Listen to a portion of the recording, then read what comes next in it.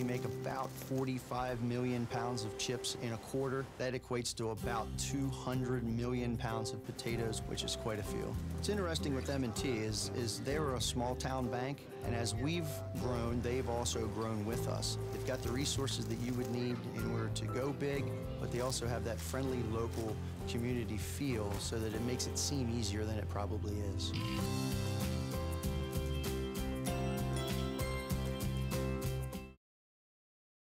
And welcome to Candidates Up Front. I'm Judith Cranus, a member of the League of Women Voters. Our June 2nd primary election is coming up, and this is the election in which the main political parties, the Democrats and the Republicans, choose their candidates. You must be registered to vote as either a Republican or a Democrat to choose your party's candidate. However, everyone, no matter your party or lack of party, every registered voter may vote on ballot questions, and there are 5 of them this year in the city of Reading. This year, Berks Community Television and the League of Women Voters of Berks County have joined forces to provide you with interviews of all candidates in contested races, and we will provide information on the ballot questions. There are contested races this spring in the 9th Congressional District for the Democratic Party, in the 127th Pennsylvania House of Representatives District for both the Democratic Party and the Republican Party. In each district, the candidates will all get the same questions and have the same amount of time to answer each one. We have done this so you can compare them. Please note, if you are not yet registered, you have until May 18th to do so. And if you need more information on registering or voting, visit election@countyofberks.com. That's elections@countyofberks.com, or you can phone our Berks County Department of Election Services at 610-478-6490. And this year, you can also vote by mail-in ballot. This application is available on the same website or through the same phone number. Now, please note that the opinions expressed in this interview are those of the candidate and not the opinions of the League of Women Voters or BCTV. Our interviewee in this program is running in the Democratic contest for the 127th Pennsylvania House District. This district includes most of Reading and the borough of Kenhorst. And we're ready for our interview. In this program, we are talking with Democrat Raymond Baker. He has 4 opponents: Cesar Cepeda, Robin Kostenbader-Jacobson, Robert Melendez, and Manny Guzman. Mr. Baker, welcome. Well, good afternoon, Judith. How you doing? Doing great. Now, please tell our viewers, why do you want to be a state representative, and what are your particular qualifications for this position? And that's for 60 seconds. Well, it actually started for me back in November of last year, which seems like ages ago now. But I was originally running against Tom Caltagirone because I have noticed in my time in both Reading and Pennsylvania that the Democratic Party has failed to live up to its obligations as the party of the working man. Time and again, Democrats have voted for legislation that hurts the poor, such as getting rid of the General Assistance Fund, fighting, many of them, including Mr. Caltagirone, with them for the Republicans for fighting women's rights, such as the paying for the after abortion, the funeral costs, quote unquote, for the fetus, and for the fact that we need people going to Harrisburg who are going to speak truth to power. So that reason I decided to run. My qualifications are: I'm a local attorney. I work for the district attorney's office here in town. I have extensive experience in both the criminal justice system as well as the values and what we need to fight for in this city, both from talking to voters and people of the city in Kenhurst, as well as what I know we need to fight for on a daily basis in Harrisburg. Thank you. What should voters know about this office? How is it important to them? I think this office is important for a multitude of reasons. One, it is the smallest office in the State House, especially for a city like Reading, where we get roughly 2 of them, but this is the one that truly represents Reading. Representative Rozzi has a portion of Reading, but he also has Muhlenberg, Reading. He has a lot more of a constituency, whereas this district is very much the heart of Reading. It is the people who range in most from wealth gap, from the wealthy on Hill Road down to the poorest who are living in the RHA. These are the people that need our help. And I think people need to know about this representation because it often goes unnoticed. The number of voters I've talked to who, when I said I'm running for this office, said, "Oh, I'm voting for Tom," and I had to tell them he announced his retirement months ago, or I don't know who my representative is. It's important we have people who are going to run for office, who are going to knock on those doors and make sure people know who the representative is and what they can bring to the table, from helping them register to vote, to helping them find the funds they need to get done what they need on a day-to-day basis, which is what I believe this job is for. Thank you. What are the three most important things you want to accomplish as a state representative? And we'll give 90 seconds. The three most important things are fighting to fix the broken school district system, raising taxes on the wealthy so they pay their fair share, and fighting climate change by banning fracking and fossil fuel power plants and getting their interests out of Harrisburg. I'm going to start back with the school district system. We have a school district system that is fundamentally broken. I'm running against a couple of former or current Reading school board members, and I'm not faulting them for their time on there specifically. I have some disagreements with some votes that may have been made, but they were at a disadvantage from the start. We are one of the largest school districts in the state, and one of the worst funded. And that is through no fault of this city. It is through a design that keeps the poor and working class and the people in the city down and the suburbs wealthy. We need to fix this system. It makes no sense. And it hurts even the people whether you live in Reading or the suburbs. Our property taxes go up and up. Our school taxes go up and up to fund these systems that, if you look to other counties, or excuse me, other states such as Maryland, and other states around us, they do countywide school districts to cut down on costs. I want to fight for that, to make a simpler system. I want to raise taxes on the wealthy by ending the flat tax on income. It makes no sense. The wealthy are paying the same 3% that you and I pay, making middle-class wages. And the environment, I know I'm running out of time, but the environment is the most crucial one of all. It didn't snow in Pennsylvania this week. Not a drop. We didn't get an inch of snow. Why? Because our climate is changing, and we're going to suffer from it if we do not get the interests of fracking out of Harrisburg, which are poisoning our air, our water, and stuffing our politicians' pockets.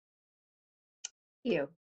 What should the state make health care available and accessible to all Pennsylvanians? And if so, how would you do this? And again, take 90 seconds. It's a big topic.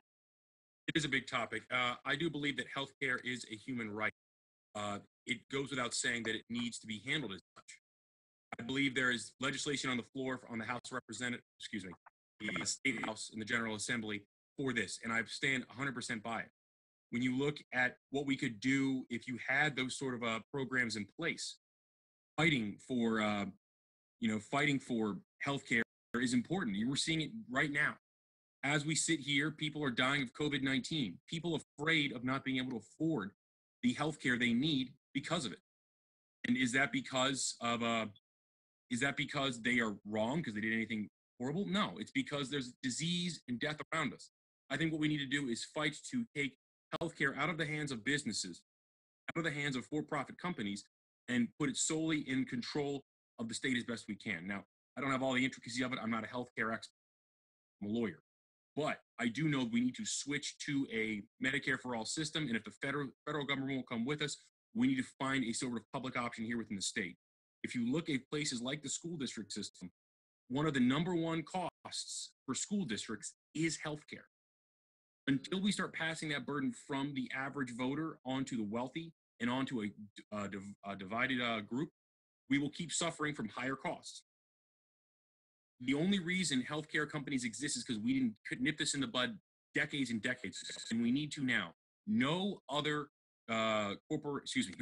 country our size in the world with our level of sophistication has a private healthcare system the way we need to get rid of it. Thank you.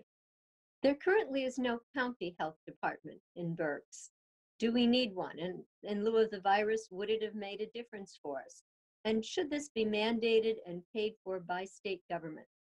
60 seconds. I think especially in a county the size of Berks, it's necessary. I think you could make the argument, for your northwestern counties that maybe there should be a regional healthcare network.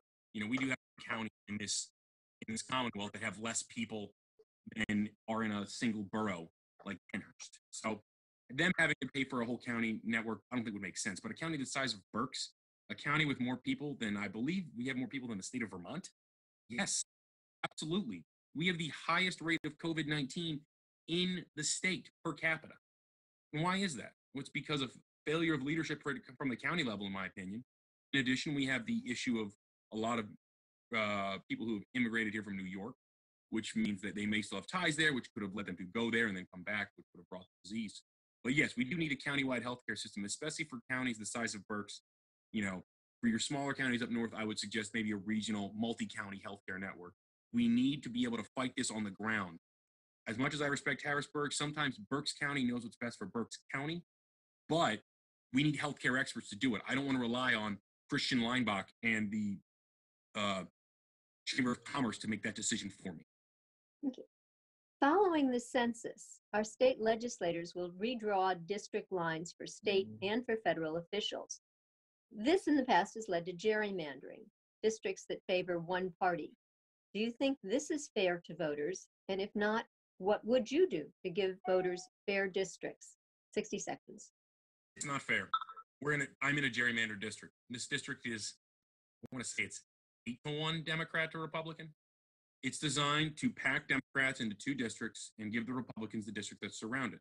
It's why there's only been 2 members of the Berks County Democratic House Committee for years, Mark and Tom. And why is that? Because all of Reading is packed into one district. When you could argue that, is this part of Reading I live in, the 18th Ward, should that be in a district with the rest of the city? There's an argument to be made it should be in a district with West Reading. I'll be the first to tell you, I'm going to fight for fair districts. I stand by the Fair Districts PA and their program of having a non-partisan group that redraws the lines. It must be done that way. And if I win this election and that drawing kicks me out of the 127, I'm fine with that. Because as long as we're getting fair districts so everyone gets the representation they deserve, that's all that matters. We need to take politics out of drawing the lines of this. We've always been involved, and all it's led us to is ruin, fight, and massive, massive partisanship. Thank you. Will you support raising the minimum wage, and what should that minimum wage be? At minimum, it should be $15 an hour, but that's not enough. Not just for costs. One, you need to make it $15 an hour, whether you work in a quote-unquote tipped wage or not. That needs to be eliminated. But secondly, it's not just about wage. You can pay everybody $15 an hour, but if my landlord jacks my rent up, does it really matter? If my boss gives me a raise, John Adams gives me a raise, $10,000 a year, but my rent goes up $12,000 a year, it's kind of irrelevant, isn't it? We need other revenues to protect people, such as rent control. We need to be fighting for renters' rights to keep their costs down so people don't have to constantly move. This is a city where people don't live in the same apartment, sometimes 6 months to a year at a time. We need stability in our city because until we have it, we won't have the protection, the tax base, and frankly, the city unity and cohesion we need to thrive. So yes, I want to fight to raise the minimum wage, but I also want to fight for actual issues, other issues that face the city, such as fighting to protect their rent and being kicked out by their landlords. Thank you. Safety net programs like food assistance, housing assistance, medical care, evidence-proven addiction treatment, are these adequate in Pennsylvania? And if not, how would you change them? And while you're talking about that, should there be work requirements to get the benefits? And should you have to be a citizen to get safety net services? We'll go to 90 seconds. Can you repeat the question? I think I understood it, but I'd like to hear it one more time. It was a little bit of a long. We have safety net programs in PA, food assistance, housing assistance, medical care, and evidence-proven addiction treatment. And I'm asking if they're adequate, and if not, how we should change them. And should there be work requirements to get these benefits? And should you have to be a citizen to get the benefits? Well, I'll take 2 off the top really quickly. You should not have to be a citizen to get the benefits, and there should not be work requirements. I think this, as much as Republicans will ignore it, I think this crisis we're going through, people are forced to stay home, has shown that people aren't lazy. People don't like sitting at their house all day doing nothing. People are going insane doing it right now, even if they're getting paid. I can tell you, as someone who's had his work week cut to where I have to work at home 3 days a week, it's not fun. I enjoy the 2 days I have to go to work as an essential employee. But they need to be expanded. Those, to get to your point, those earned benefits, because that's what they are. They're earned benefits, need to be expanded. We need to be giving more to people who need it the most. The General Assistance Fund that we used to have in this Commonwealth did that. Our neediest families got an extra $200 a month. It should be more, frankly, because people need that money to pay their rent, and it's not just going to them. Everyone has heard the story a million times now uh, about Lonnie Walker, a man who had to share a Big Mac with his mother for dinner many nights. That shouldn't happen. And he was lucky because he grew to be 7 foot tall and is great at basketball and will never have that night again in his life. Thank goodness. But there's a bunch of kids out there who aren't Lonnie Walker, who don't have that money, and they need to be provided for. We have the money in this Commonwealth and in this country. We're leaving it to the rich for them to hoard their money and not pay taxes and avoid paying taxes through stuff like the Delaware loophole. And until we close loopholes and force the rich and those with capital and the money to pay their fair share, those people will suffer. And that money needs to go to the poor and the working class who work the hardest in this country. Let's talk about education. What would be your plan to facilitate and encourage the successful completion of a high school diploma by children in challenged communities, ensuring that they are equipped to gain employment in today's high-tech environment? And let's do this one at 60 seconds because we've been going over a little bit and we need to cut it down to fit in all the questions. I'm very long-winded. I apologize.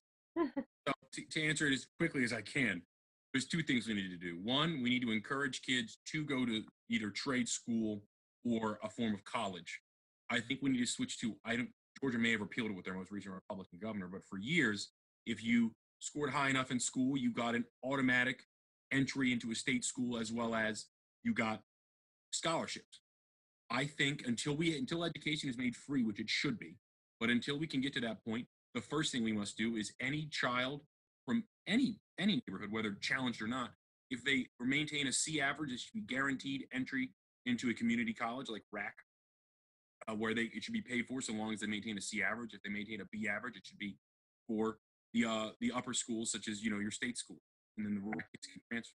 In addition, we need to fight to refund these schools so they're properly funded. That way Reading gets the funding it needs. That way those kids who are in quote unquote challenged neighborhoods get the money they need, which would cause them to be able to do better. It's not that these kids are bad. They don't have the money to succeed. We need to give them that money. Thank you. Now, many of our local legislators favor doing away with the property tax to fund our public schools. How would you fund our public schools?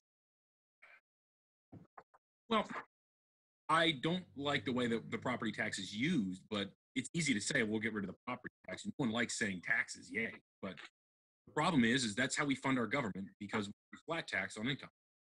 Until we raise the income tax on the wealthy and repeal the constitutional amendment that allows it to stay at 3.07 for everyone, we can't repeal the property tax. It's just an impossibility. How are they going to fund our schools? But one thing I want to do, as I mentioned, is switch to countywide school districts. You can reduce the costs by having a more centralized program. It makes no sense to have 18 superintendents in a county the size of Berks. It makes no sense to have 18 IT, HR departments. I work for the county of Berks, and there's one for whether you work for the deputies, the sheriff's deputy, a DA, or the janitor. We need to centralize certain systems, and we need to raise taxes on the wealth. That's how you fund it, and then we can fight to reduce property taxes on everyone as a whole. Thank you. Now we're going to gain a little time because the next question was whether you liked the flat income tax or not, and you have answered that quite clearly that you don't like it. Yeah. So our next question is, what plan would you have to address the crumbling infrastructure in the state? Well, I was asking, that's the whole question? I'm just making sure. Yes. How would you address the infrastructure, the fact that it's crumbling in our state? Okay, yeah. So I think what we need to do is embrace a version of the Green New Deal. These are great blue-collar union jobs, building up our bridges, which, as anyone who knows, I think there was the legendary story out of Philly where like a guy happened to walk by a bridge and realize, hey, this bridge is ready to fall down any day now. That's a problem. We need to be funding these projects, but all you hear is we don't have the money. Well, we're not going to have the money when one of those bridges fails and hundreds, if not thousands of people either die or get hurt. We need to address them now. So my goal would be to put forward legislation for a version of the Green New Deal. I believe there's one pending in the House that if it's still pending, I would co-sign on, with our goal of invigorating our blue-collar workers by putting them to work building bridges and roads once we're out of this COVID-19 crisis. We need to make those efforts now because we've been waiting too long. Everyone we heard from we heard from Trump for years about infrastructure week. Well, it's past time. We need to address it. So my goal would be to go to Harrisburg, fight for laws that would embrace infrastructure and fix it in that way. Once again, it's going to involve raising taxes on the wealthy. I think one way to get through those millions of dollars we need. Representative Conklin has put forward the Delaware loophole closure, which should raise hundreds of millions of dollars by preventing corporations from burrowing their money into Delaware instead of paying their corporate tax. We could use that money to help fund our infrastructure. Thank you. And I think we'll shift to all our questions at 60 seconds just to make sure we get them all in. And I think your answer on this one, you've partly answered it, but I'm going to say, what should the state do to keep the planet habitable? I addressed that in my opening, and I think it's very, we need to ban fracking and fossil fuel power plants. People will talk about how great the Marcellus Shale is. I've been hearing it since I was a child. And frankly, what benefit have we got? Some impact fees, not $1 in extraction tax. And frankly, even if I've been asked that, what if I got the extraction tax? I wouldn't want it. I'm 28 years old. Hopefully, I'm going to be alive on this planet for roughly another half a century. And I'm concerned about our future. It's pouring down rain on us every summer. We are not getting snow in the winter. I lost my apartment on 8th Street because we got so much rain. The old row home I was in wasn't built to handle it, and the ceiling caved in my bathroom. It's only going to get worse. I had it easy because, I'm a white-collar worker. I was able to find a new apartment. We need to ban fracking and fossil fuel power plants and replace them with wind, solar, and nuclear. Leave the shale in the ground, as well as to protect our rivers and streams. We need to put in more tough legislation to prevent runoff that feeds into the bays of our neighbors, whose fish we eat and crabs we eat as well. So those are the things I want to address if I go to Harrisburg. Okay, the first part of the next question is on decreasing the use of fossil fuels, which obviously you think we need to do. But talking about carbon emissions as well, how can we decrease carbon emissions, and what would be a reasonable time frame to end our use of fossil fuels and reduce our carbon emissions? Well, it's a sticky question because when it comes to reducing carbon emissions, one, it comes to power plants and fracking, which we can control in our state. The issue becomes you can't really prevent the existence of fossil fuel powered cars on a state level. We can encourage the growth of with that infrastructure. What I would want to encourage is the growth of, mass transit. We need to be running high-speed rail lines from Philadelphia to Pittsburgh, from Philadelphia to Reading and Allentown, up to Scranton, Wilkes-Barre, and over to New York. One, it would encourage the people to get out of their cars and into mass transit. In addition, it would help alleviate the population bulges in our large cities like Philadelphia, where you have to pay 10 times the rent for the one-bedroom apartment I pay for here in Reading, and also allow people to go from Reading to work in Philadelphia. I think we need to do that. I think a reasonable time frame is the 20 years that I've laid out, because I think you can age out the power plants we have. Fracking should be easier, but in addition, you help find jobs for those people who are working in those areas, either buying them out, retraining them, or paying them for early retirement. Thank you. Should the state be charging the fracking industry to repair the damages caused by fracking? And if so, what fees should be charged, and how should the funds be dispersed? Yes, they should be, because they are poisoning the planet. You can read the articles. There's a million of them online of people all of a sudden have to drink bottled water. The fact that those companies say that fracking water is safe to drink is a load of crap. It's not. It's not safe for the environment. It's not safe for us. They should be paying for the impact that it actually is causing, not the minute impact fees they're paying.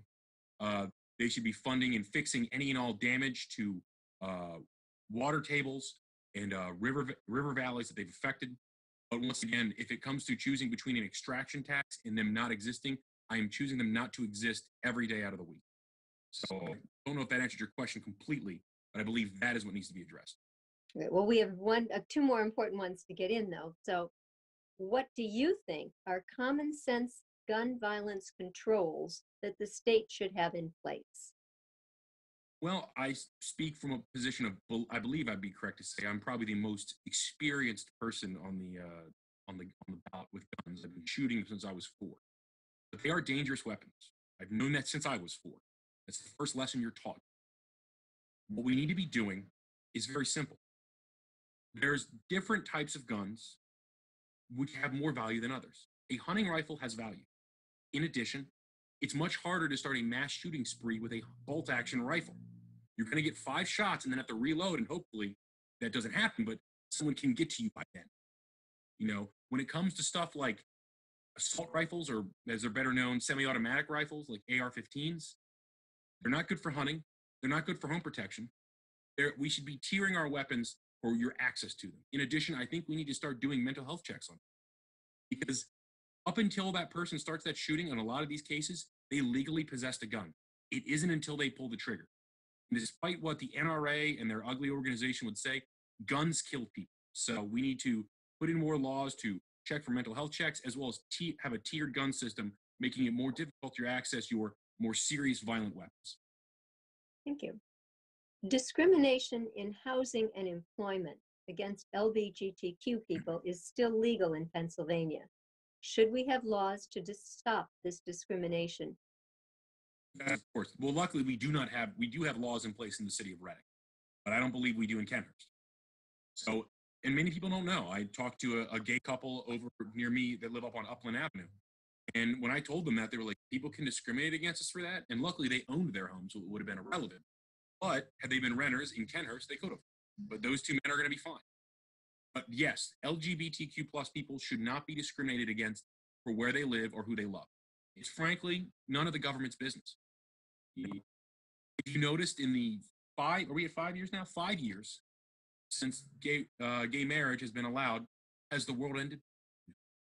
So what we need to do is protect these people in every way we can. And I will fight to pass legislation that guarantees them their safety and their ability to not only get housing, but also to make it easier for people who are trans to switch their license over to what their preferred gender is, their gender they know they are. Make it easier for them to transition.